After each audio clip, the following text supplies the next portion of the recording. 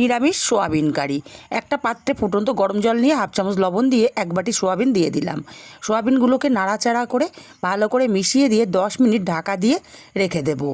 10 minute পর সোয়াবিনগুলো ঠান্ডা জলে 4-5 বার ধুয়ে জল নিংড়ে নিয়েছি খুব ভালো করে। গ্যাসে একটা কড়াই বসিয়ে গরম করে 1 চামচ তেল দিয়ে দিলাম।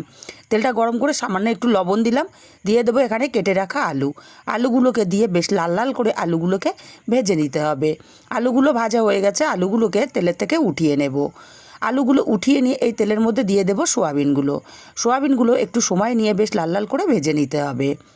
সোয়াবিনগুলো বেশ লাল লাল করে ভেজে নিয়েছি, সোয়াবিনগুলোকেও উঠিয়ে নেব। সোয়াবিনগুলো উঠিয়ে নিয়ে একই কড়াইতে আরও 2 চামচ তেল দিলাম, হাফ চামচ দিলাম চিনি আর 2টো তেজপাতা, হাফ চামচ গোটা জিরে। চিনিটা দেওয়ার দরুন ক্যারামেল হয়ে তরকারি কালারটা খুব ভালো আসবে। হাফ চামচ হলুদ আর হাফ চামচ লঙ্কার গুঁড়ো দিয়ে দিলাম। লো ফ্লেমে একটু নাড়াচাড়া করে নিয়ে এখানে দিয়ে দেব একটা টমেটো, আমি ছোটো টুকরো করে কেটে নিয়েছি। টমেটোটাকে খুব ভালো করে কষিয়ে নেব। তারপরে এখানে দিয়ে দেব আদা বাটাটাকেও খুব ভালো করে কষিয়ে নেব কাঁচা গন্ধ চলে যাওয়া পর্যন্ত। এরপরে এখানে দিয়ে দেব ধনে, জিরে আর গোলমরিচ আমি একসাথে বেটে নিয়েছি। এই বাটা মশলাটাকে দিয়েও খুব ভালো করে কষিয়ে নিয়েছি। এখন এখানে অল্প একটু জল দিয়ে মশলাটাকে আরও কিছুক্ষণ কষিয়ে নেব।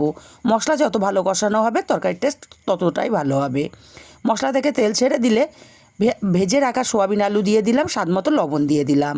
সোয়াবিন আলুটাকে সময় নিয়ে একটু কষিয়ে নিতে হবে। মিনিট 3 সময় নিয়ে সোয়াবিন আলুটা মশলার সাথে কষিয়ে নিয়েছি। এখন পরিমাণ মতো জল দিয়ে দিলাম। নাড়াচাড়া করে মিশিয়ে দিয়ে ঢাকা দিয়ে রান্না করব 10 মিনিট।